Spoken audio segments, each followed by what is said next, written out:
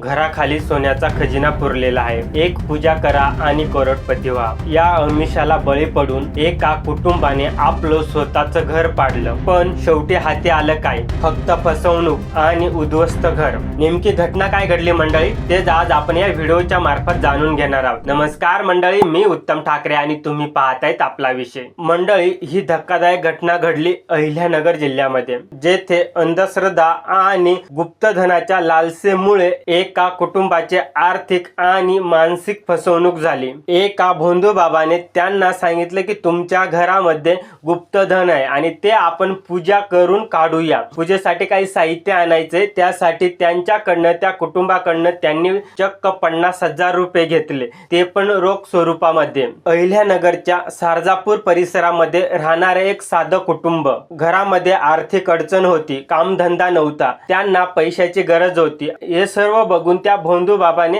त्यांना फसवलं। कामधंदा नसल्यामुळे घर चालणं खूप कठीण झालं होतं आणि याचाच फायदा घेऊन भोंदू बाबा शिव सोनवणे व त्याचा मामा यांनी फसवणूक करण्याचं ठरवलं आणि त्यांनी सांगितलं की तुमच्या घराखाली गुप्तधन आहे आणि एक विशेष पूजा केली की ते गुप्तधन आपल्याला बाहेर काढता येईल, असं त्यांनी त्या कुटुंबाला सांगितलं। गरिबी व आशेच्या भरोसावर त्यांनी त्यांच्यावर विश्वास ठेवला आणि त्यानंतर तथाकथित सुरू झाला गुप्तधन काढण्याची पूजा। निंबू, हळद कुंड, भस्म, मातीची चवडी आणि इतर काही साहित्य, या सगळ्या वस्तूंचा वापर करून सुरू झाला मंत्र उपचार। घरच्या सर्व सदस्यांना सांगण्यात आलं ही आहे अघोरी विद्या आणि त्यांचं मंत्र उपचाराचा कार्यक्रम सुरू झाला आणि पूर्ण विधी झाला की जे गुप्तधन आहे, जे सोनं आहे ते बाहेर येईल असं त्या घरातील सदस्यांना सांगण्यात आलं। पण मंडळी, इथून जे काही पुढे घडलं ते अजून धक्कादायक होतं। भोंदू बाबा शिव सोनवणे यांनी सांगितलं की गुप्तधन आहे ते घराच्या खाली आहे आणि तुम्हाला ते घर पाडावं लागेल, सोनं मिळेल या आशेवर त्या कुटुंबाने त्यांचं स्वतःचं राहतं घर पाडलं। त्या ठिकाणी पुन्हा खोदायला सुरुवात केली, ना मिळालं गुप्तधन आणि ना मिळालं सोनं, झाली फक्त फसवणूक। गुप्तधन न मिळाल्यामुळे कुटुंबाने त्यांच्याकडून पैसे मागायला सुरुवात केली, पण आरोपीने ते पैसे दिले नाहीत आणि त्यांना तो धमक्या देऊ लागला की मी तंत्रमंत्राने तुम्हाला संपवून टाकेल।